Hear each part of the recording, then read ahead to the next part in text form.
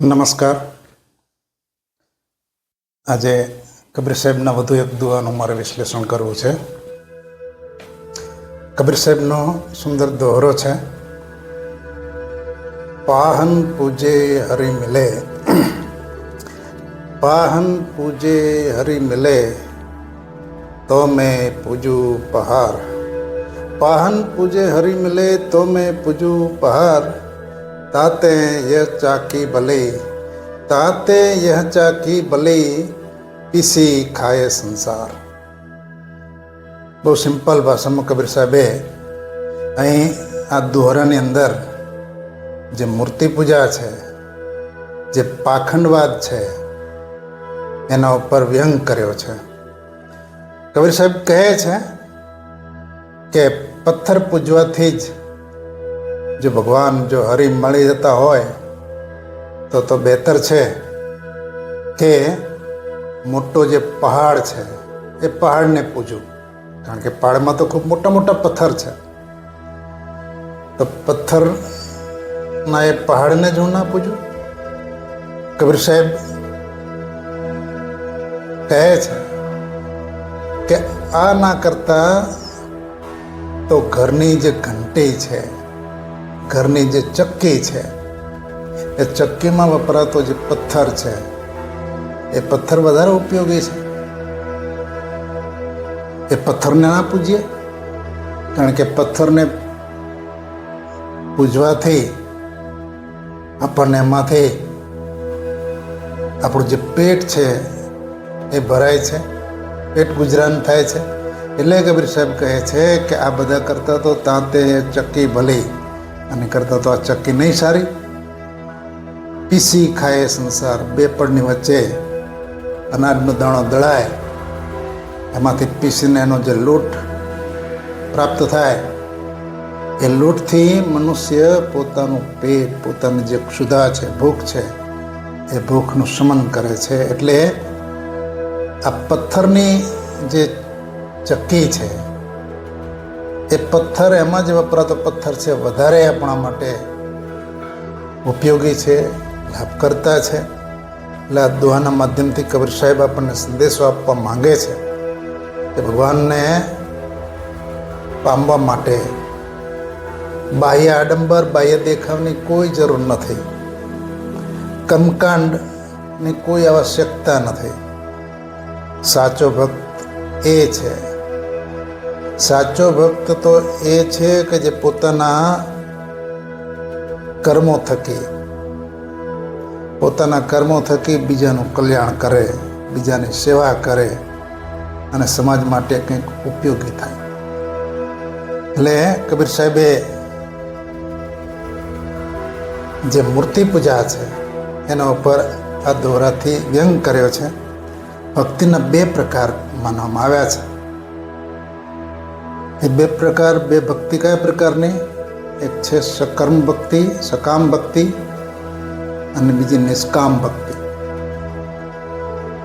કબીર સાહેબે અહીં જે નિષ્કામ ભક્તિ છે અથવા તો જે નિર્ગુણ ભક્તિ છે, જેને કોઈ રૂપ, રંગ, બાહ્ય આકાર, દેહ વગેરે ભગવાનનું કે પરમ સ્વરૂપનું માનવાને બદલે અને નિર્ગુણ નિરાકાર જો માની એને પૂજા કરવામાં આવે, એની ભક્તિ કરવામાં આવે તો એ ઉત્કૃષ્ટ ભક્તિ છે. એટલે આ રીતે કબીર સાહેબે અહીં મૂર્તિ પૂજાનો ગહન, ઘનઘોર એમણે વિરોધ કર્યો છે. અને મૂર્તિ પૂજાથી દૂર રહેવા માટે કબીર સાહેબે એમ કહ્યું છે કે જો પથ્થરની મૂર્તિને પૂજવાથી ભગવાન મળી જતા હોય તો હું મોટા પથ્થર એવા પહાડને પૂજું, પણ એનાથી પણ કોઈ લાભ થવાનો નથી. કારણ કે આના કરતાં તો ઘરમાં જે અનાજ દળવાની ઘંટી છે એમાં વપરાતો જે પથ્થર છે એ વધારે કામનો છે. કબીર સાહેબે પાખંડવાદ ઉપર તો બીજી ઘણા બધા દોહરાની અંદર વાત કરી છે, પણ મને એક બીજો દોહો યાદ આવે છે કબીર સાહેબના, એ પાખંડવાદ ઉપર પ્રહારનો. મુંડ મુંડાએ હરિ મિલે, मुंड मुंडाए हरि मिले सब कोई कराए मुंड। मुंड मुंडाए हरि मिले सब कोई कराए मुंड।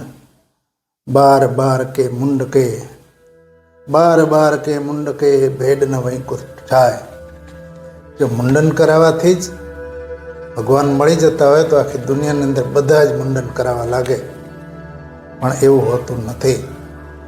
કબીર સાહેબે ઘેટાનું ઉદાહરણ આપ્યું છે કે ઘેટાને તો વારંવાર, કારણ કે એના ઉપર જે ઊનનો ગ્રોથ થાય એના માટે થઈ એ પશુપાલક એમાંથી ઊન ઉતારવા માટે વારંવાર એનું મુંડન કરે છે। એટલે આ ઘેટું તો વારંવાર મુંડાય છે તો શું એ સ્વર્ગમાં જતું હશે? આવું બની શકે નહીં। એટલે કબીર સાહેબે વૈકુંઠ જવા માટે બાહ્ય આડંબર, મુંડન, પથ્થર પૂજવો એ કોઈ કામનું નથી એમ કહે છે। અને કબીર સાહેબના જેવી જ વાત આપણો એક ગુજરાતી કવિ આખા એક એના કાવ્યની અંદર આખાએ જે છપ્પા ગયા છે એ છપ્પા પણ આવા જ જોરદાર કટાક્ષ કે વ્યંગ આધારિત છે, પાખંડ ઉપર પ્રહાર કરનારા છે। આખાના છપ્પામાં શું વાત થઈ છે? તિલક કરતા 53 થયા, તિલક કરતા 53 વયા, જપમાળાના નાકા ગયા। તિલક કરતા 53 વયા, જપમાળાના નાકા વયા। તીરથ ફરી ફરી થાક્યા ચરણ, તીરથ ફરી ફરી થાક્યા ચરણ, તોય ન પહોંચ્યો હરિને શરણ। કથા સુણી સુણી ફૂટ્યા કાન, કથા સુણી સુણી ફૂટ્યા કાન, તોય ન આવ્યું આખા બ્રહ્મ જ્ઞાન। કથા સુણી સુણીને ફૂટ્યા કાન, તોય ન આવ્યું આખા બ્રહ્મ જ્ઞાન। એક મૂર્ખને એવી ટેવ, એક મૂર્ખને એવી ટેવ, પથ્થર એટલા પૂજે દેવ। પાણી દેખી કરે સ્નાન, તુલસી દેખી ધોળે પાન। એ તો અખ્ખા બહુ ઉત્પાત, એ તો અખ્ખા ઘણા ઉત્પાત, ઘણા પરમેશ્વર એ ક્યાંની વાત। તો બાહ્ય પાખંડ ઉપર અહીં પણ જબરો વ્યંગ કરવામાં આવ્યો છે। બાહ્ય આડંબરથી તિલક કરવામાં આવે, 53 વર્ષ જીવનના આખો કહે છે કે તિલક કરતા 53 વયા, 53 વર્ષો જતા રહ્યા। કથા સુણી સુણી ફૂટ્યા કાન, કથા સાંભળી સાંભળી અને કાન પણ ફૂટી ગયા, પણ તોય ના આવ્યું બ્રહ્મ જ્ઞાન। સાચું જ્ઞાન એ રીતે બાહ્ય તમે જે ઉપચારો કરો છો, બાહ્ય આડંબર કરો, પણ જ્યાં સુધી આત્મ તત્વ ચિહ્નો નહીં ત્યાં લગી સાધના સર્વ જૂઠી। જ્યાં લગી તમારો આત્મ સાક્ષાત્કાર, તમે આત્માની અંદર જે પરમાત્મા છે,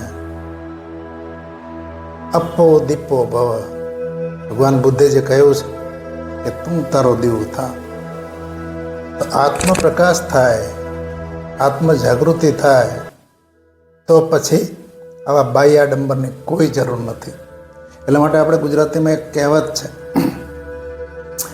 આપણે તે કહેવત છે કે મન ચંગા, મન ચંગા તો કથરોટ મેં ગંગા। તમારું મન ચંગા હશે, મન શુદ્ધ હશે, મન પવિત્ર હશે તો ગંગા સ્નાનની કોઈ તમારે જરૂર નથી। તમે કથરોટની અંદર, ઘરની અંદર, એક પાત્રની અંદર લઈને જે સ્નાન કરો છો, એ સ્નાનની અંદર ગંગાનું આગમન થઈ ગયું છે, તમારું મન પવિત્ર હોય તો। પણ તમારું મન પાપી હોય, મનની અંદર વિકાર ભરેલા હોય, તો તમે ગંગાનું સ્નાન કરશો એ તો તમારું બાહ્ય શરીર ધોશે, તમારું જે આત્મીય શરીર છે, જે તમારો આત્મા છે, તો એવો ને એવો કોરો રહેવાનો છે। એટલે કહેવામાં આવ્યું છે, કામ ક્રોધ મદ લોભ કી, काम क्रोध मद लोभ की जबलक घट में खान। क्या पंडित क्या मूर्खा दोनों एक समान। काम क्रोध लोभ मोह माया मत्सर ષડરિપુ જે કહેવાયા છે એ તમારી અંદર ભરેલા હોય અને તમે બાહ્ય આવું બધું પાખંડ કરો તો એ તમને કાંઈ ફળ આપવાનું નથી. એ તો માત્ર ગધેડા ઉપર લાદેલા બોજ સમાન છે. તમે ભાર વહન કરો છો. ટંકારામાં સ્વામીજી દયાનંદ સરસ્વતી એમનો પણ જીવનનો એક કિસ્સો છે કે નાના હતા ત્યારે મંદિરની અંદર ભગવાનને પૂજા કરનારા જે પૂજારી છે એણે કંઈક જ્ઞાન આપ્યું છે, પણ પછીથી એમણે જોયું કે આ પથ્થરની જે મૂર્તિ છે, જે શિવલિંગ છે, એના ઉપર તો ઉંદરો આમ તેમ ફરે છે, ભટકે છે. જો એ ભગવાન હોય તો એ એનાથી દૂર રહેવો જોઈએ ને. એટલે એમના માથા ઉપર પગ રાખી અને એમણે આ પાખંડવાદ દૂર કરવા માટે વાત કરેલી. એટલે આ દુહાની અંદર કબીર સાહેબે સાચી ભક્તિ અથવા તો ઈશ્વર પ્રાપ્તિ એ બાહ્ય આડંબરથી નહીં, પરંતુ સાચા કર્મથી, એ સાચા ભક્તિ ભાવનાથી જ ઈશ્વરની પ્રાપ્તિ થઈ શકે. એટલે કબીર સાહેબે આ દુઆની અંદર જે નિર્ગુણ ભક્તિભાવ છે, એ નિર્ગુણ ભક્તિભાવની સ્થાપના કરતા સુંદર દોહરો આપ્યો છે. પાહન પૂજે હરિ મિલે, પાહન પૂજે હરિ મિલે તો મેં પૂજું પહાર, તાતે યહ ચક્કી ભલી, તાતે યહ ચક્કી ભલી, પીસ ખાए સંસાર. ધન્યવાદ.